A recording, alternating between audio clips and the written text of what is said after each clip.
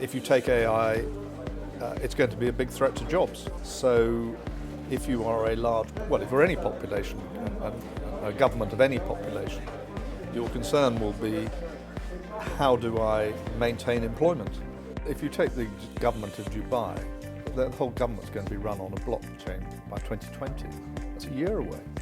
The vibrancy and the cross-section of people from around the world, it all adds to Malta playing a very central role in blockchain.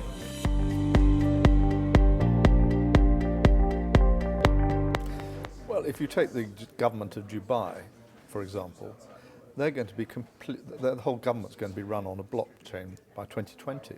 That's a year away. I mean, extraordinary how payments can be fast-moving, communication can be fast-moving through this infrastructure. Admittedly, Dubai is a small country, and it's a modern country which has set its stall by investing in this.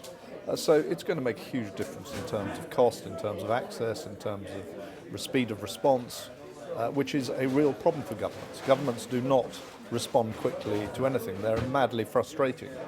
But if you can reduce that, then it's going to have great significance. It's going to have great significance.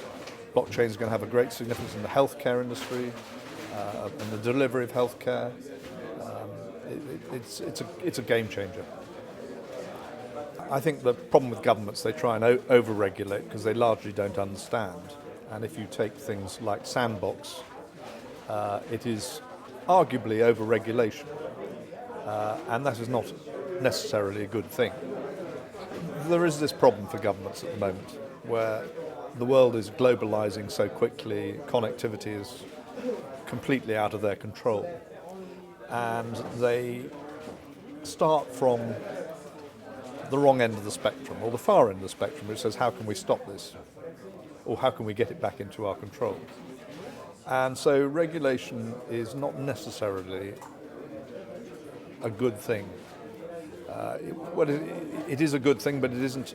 It's got to be handled very carefully, and it's got to reach the common ground where the consumer is protected, of course, where the framework for malpractice is prevented, but the creative nature and fast-moving nature of this industry is allowed to develop.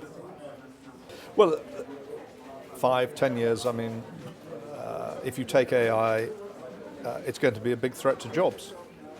So if you are if you're any population, a government of any population, your concern will be, how do I maintain employment?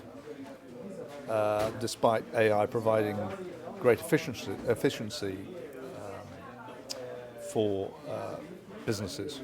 So employment is going to be a very big issue. If you take the vast growing populations of India and Nigeria, both Commonwealth countries, how do I continue to maintain employment for that population with this fast-moving technology? So I think that's going to be a fundamental issue coming round the corner. Well, I think it's an incredibly vibrant summit. It's not an easy summit to talk at, actually, or give a speech at, because most of the activity is outside the room.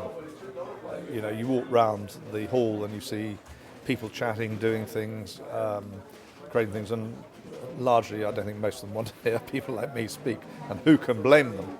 But I think it's a difficult thing to speak at, but I think you have to have some form of framework to any conference. But I think the vibrancy and the cross-section of people from around the world, it all adds to Malta playing a very central role in blockchain and these new developments in the future.